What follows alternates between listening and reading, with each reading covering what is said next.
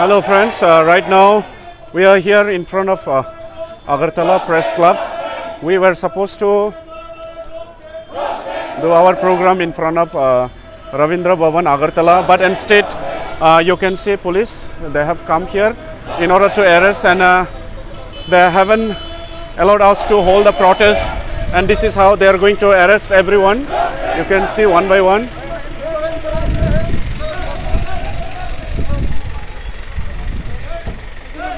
They are arresting one by one, you can see, my dear friends.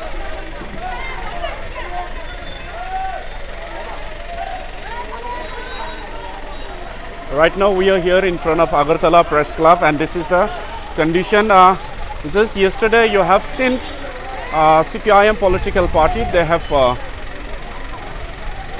protested in Agartala regarding the farm bill, and they have protested very peacefully.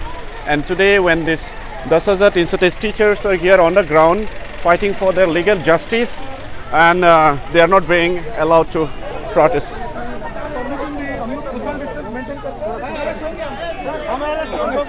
कोई problem नहीं है, लेकिन हम intimation दिए थे पश्चिम थाना में। आपको नहीं मिला अभी कौन चिट्ठी कहाँ है? चिट्ठी तो नहीं दिया, के पास चिट्ठी है, अभी परमिशन अलाउ नहीं है किसी को। ठीक है सर, कोई बात नहीं, हम लोग को बस 5 मिनट टाइम देना। 5 मिनट का टाइम नहीं है सर। नहीं सुनिए, हम लोग पीसफुली कर रहे हो, वो नहीं करने का नहीं है। मीडिया से हम बात करेंगे, थोड़ा मीडिया से बात, हम अरेस्ट होंगे। आप प्रॉमिस कर रहे हैं ना, आपको अरेस्ट होंगे। कोई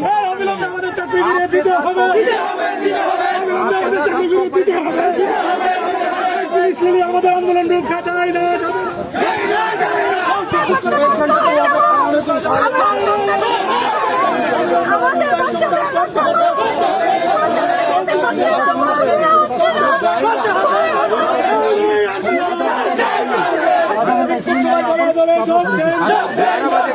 साढ़े 10 बजे से उठा रहा था।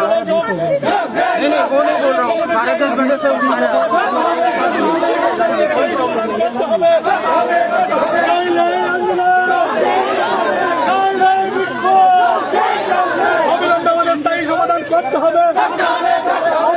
স্থায়ী সমাধান করতে হবে, প্রতিশ্রুতি পালন করতে হবে, প্রতিশ্রুতি পালন করতে হবে। আমাদের দাবি ন্যায্য দাবি, আমাদের দাবি ন্যায্য দাবি, আমাদের দাবি ন্যায্য দাবি, অবিলম্বে আমাদের স্থায়ী সমাধান করতে হবে। ওই শিক্ষামন্ত্রী হাই হাই, ওই শিক্ষামন্ত্রী হাই হাই, ওই কার সাথে আমাদের শিক্ষা দপ্তর জবাব চাই, জবাব দাও। ওই কার সাথে কনভেনশন করবে শিক্ষা দপ্তর জবাব, কার সাথে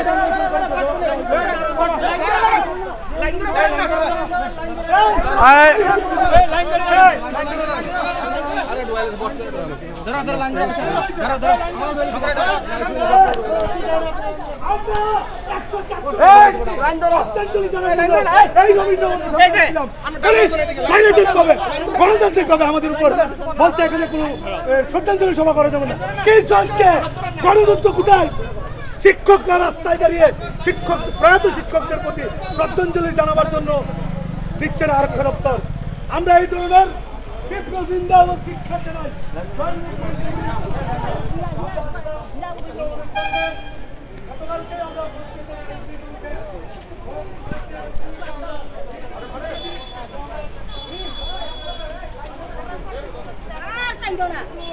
You can see here the 330 teachers are maintaining social distance in order to start their protest, but instead police are here to arrest all these teachers. We are here in front of Agartala Press Club right now, and you can see bus coming in.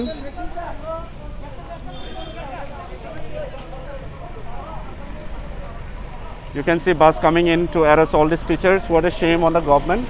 Just yesterday we have seen CPIM party, they have hold a protest in Agartala, in the heart of Agartala city peacefully, but when it comes to 10,330 teachers, this is the frequent problem that we are facing.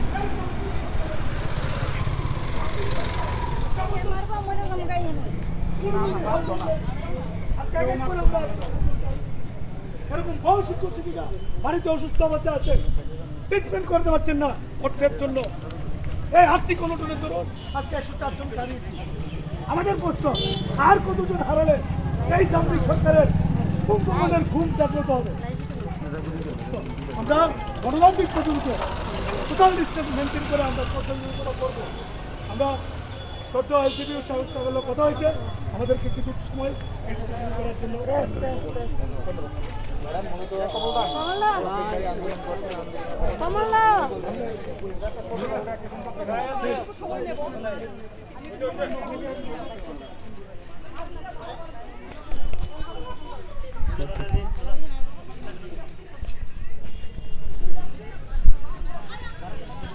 বড় বাইরে না কম বড় বাজে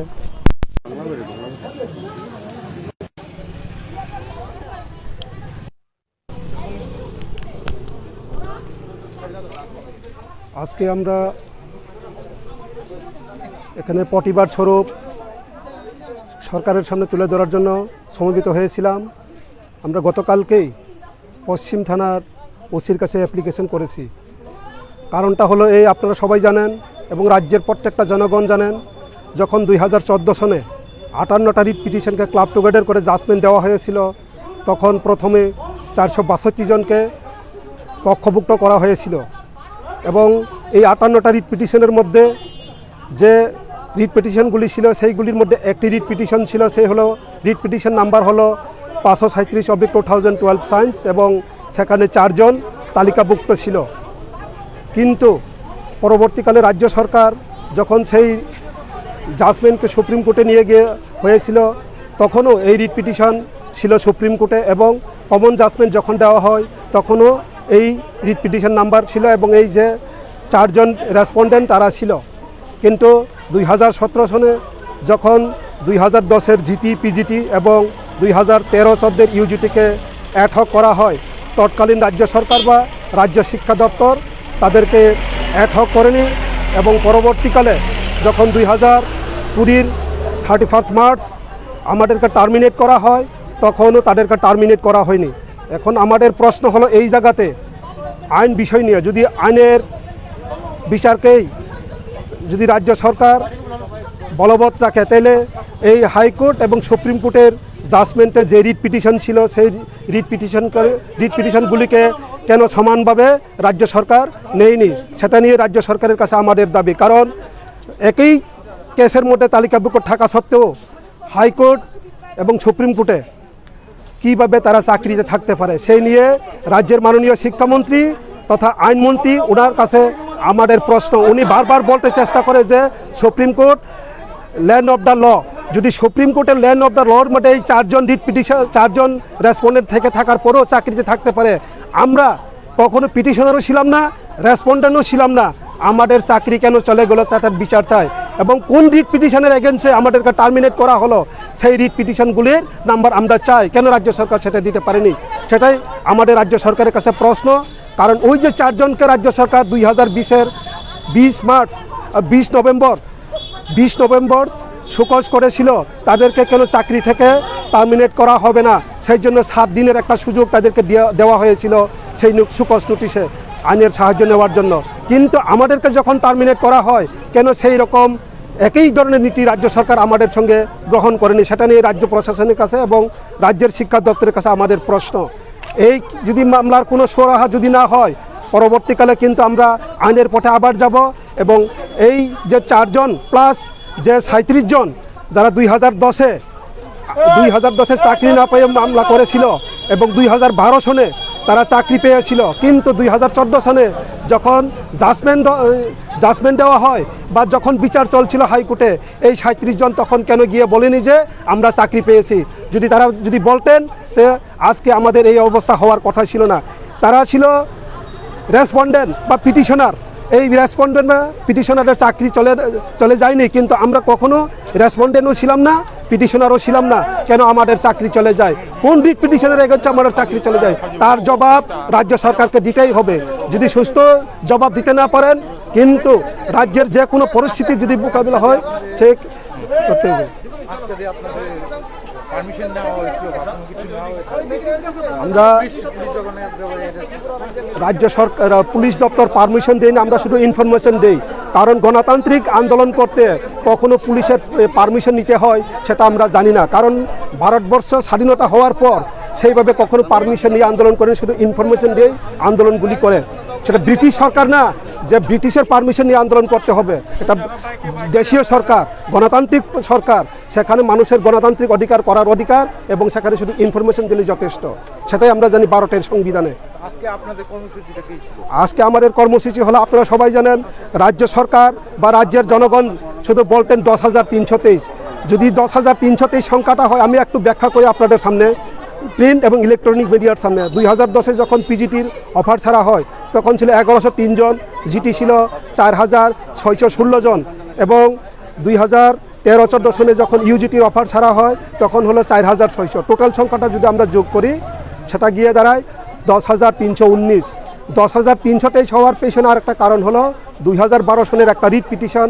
সেই writ petition number হলো 537/2012 science. সেখানে 4 জন ছিল, এই 4 জন মিলে 10,323। তাহলে কেন 10,323কে সবাইকেই টার্মিনেট করেনি রাজ্য সরকার বা অ্যাড হক করেনি? সেটা রাজ্য সরকারের কাছে আমাদের প্রশ্ন। এখনও সে বিচার পাইনি আমরা, এবং বারবার শিক্ষামন্ত্রী বলার চেষ্টা করে 10,323। ওনাকেই আপনারা একটু প্রশ্ন করবেন যে এই সংখ্যাগুলি যদি গিয়ে দাঁড়ায় তাহলে আপনারা দেখবেন 10,319, 323 কখনো হবে না। সেই প্রশ্নের উত্তর আমরা রাজ্য সরকার বা রাজ্যের মাননীয় শিক্ষামন্ত্রীর কাছে আমরা প্রশ্ন করি আপনাদের মাধ্যমে।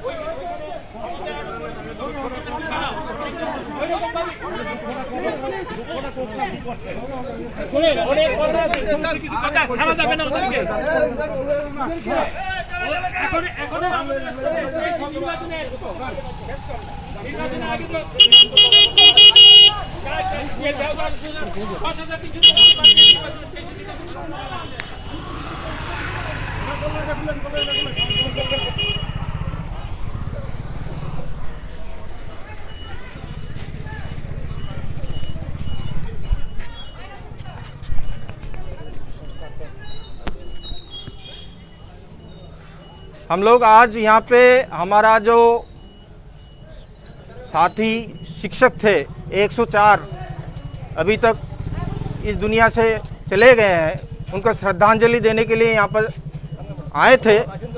और येस्टरडे को हम लोग पश्चिम थाना में अभी एक इंटीमेशन दिए थे, लेकिन अभी पुलिस हम लोगों को यहाँ पे खड़ा होने नहीं दे रहा है। तो हम लोग बोल रहे हैं कि हमारा जो डिमांड है कम से कम वो तो पेश करे। वो डिमांड पेश करके अभी हम लोगों को अरेस्ट कर रहा है। हम लोग अरेस्ट हो रहे हैं, कोई प्रॉब्लम नहीं, क्योंकि हम लोग क्रिमिनल नहीं है, वी आर टीचर्स। सो हम लोग टीचर के हिसाब से ही हम लोग बिहेव कर रहे हैं। तो अभी पुलिस बोल रहे हैं कि अरेस्ट करेंगे, कोई बात नहीं, अगर हमने कानून तोड़ा है तो अरेस्ट होना ही है। लेकिन हम लोगों को नहीं लगता है कि हम लोगों ने कानून तोड़ा है, क्योंकि कानून लोगों के लिए बनाया जाता है। हमारा घर में हमारा बेटे बच्चे सभी को खाना नहीं मिल रहा है। अभी हम लोग अगर सरकार को ये आवेदन निवेदन नहीं करते हैं तो सरकार कैसे मानेगा?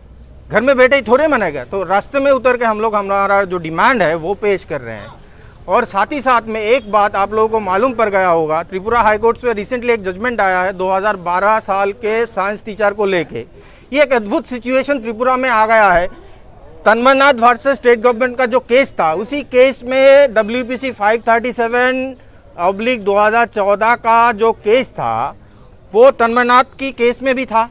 लेकिन त्रिपुरा हाई कोर्ट की चीफ जस्टिस ने रिसेंटली एक जजमेंट दिया है कि ये लोग इस जजमेंट में होके भी इन लोगों को सेव किया है। सवाल उसी में खड़ा होता है, अगर ये लोग नोटिस उन लोगों को मिला है, जजमेंट में ये लोग है, तब भी उन लोगों को बचाया जाता है, लेकिन हम लोगों को कोई नोटिस नहीं मिला है, फिर भी हमारा नौकरी जाता है। सवाल इसी में खड़ा हो जाता है। इसी को लेकर हम लोगों को जो कहना है कि ये देश का जो कानून व्यवस्था है उसको लेकर आज एक क्वेश्चन मार्क बड़ा सा खड़ा हो गया है। जिन लोगों को नोटिस भी नहीं मिला उन लोगों को नौकरी से निकाला जाता है, और जिसको नोटिस मिल गया उसको नौकरी में रखा जाता है। ये कहाँ का कानून है? इस देश का कानून व्यवस्था पे जो आस्था जनगण को होना चाहिए वो आज की डेट में नहीं है। वो आज के डेट में नहीं है। ये जो चीज़ें चल रहा है उसको लेके हम लोगों ने डिसाइड किया है कि अगला महीने के सेकेंड वीक में हम लोग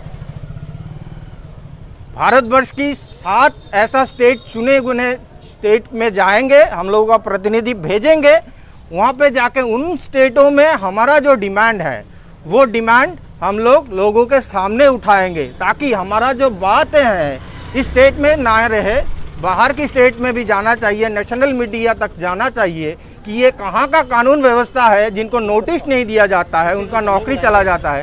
462 लोगों को नोटिस दिया गया था हाई कोर्ट से भी, सुप्रीम कोर्ट से कि, लेकिन ये एक अद्भुत सिचुएशन है, बिना नोटिस के दुनिया में पहली बार हो रहा है। ये छोटा सा स्टेट है, इसका बात नेशनल मीडिया तक जा नहीं रहा है। आप लोगों से निवेदन है कि कम से कम आप लोग ये बात नेशनल मीडिया तक पहुंचाओ कि इस देश की कानून व्यवस्था को लेके यहाँ का सरकार बोले तो प्रीवियस सरकार, वर्तमान सरकार, दोनों सरकार ये जो राजनीति कर रहा है उसको स्टॉप करना चाहिए। ये 10,323 का जो फैमिली है उन लोगों को जो तकलीफ में जाना पड़ रहा है, अभी तक 104 लोगों ने 4 लोग चले गए हम लोगों को छोड़ के, इसमें से कोई लोग सुसाइड किया है।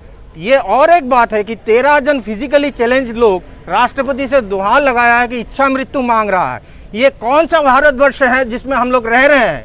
शर्म आना चाहिए देश के प्रधानमंत्री को, देश के राज्य के मुख्यमंत्री को, जिस राज्य से फिजिकली चैलेंज 13 लोग ये मांग रहा है कि मुझे मृत्यु दे दो क्योंकि तुमने जस्टिस नहीं दिया है हमारा।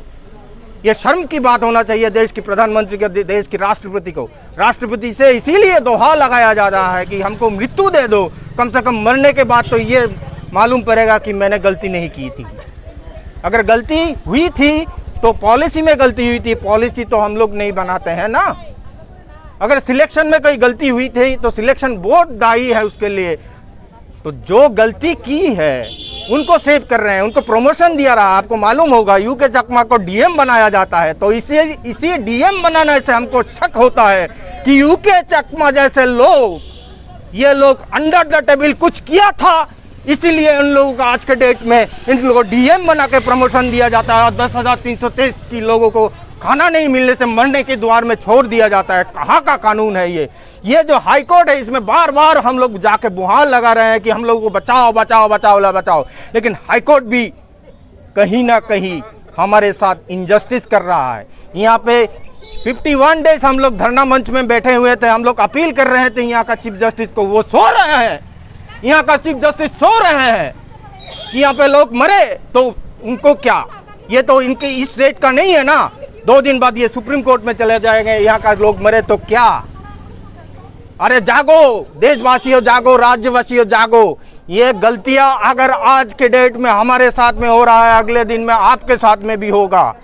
462 लोगों को जहां पे नोटिस किया जाता है, 10,323 लोगों को क्यों टर्मिनेट किया जाता है? इसीलिए एक मिनट जमो इसीलिए देशवासियों से आवेदन है, हम लोग छोटे स्टेट से हैं, 37 लाख का पॉपुलेशन है, हम लोगों को मदद कीजिए, नहीं तो यहाँ का सरकार, यहाँ का कानून व्यवस्था हम लोगों को मारने पे तुले हुए हैं। हम लोग बाँचना चाहते हैं, जीना चाहते हैं, हम लोग को मदद करो। चलिए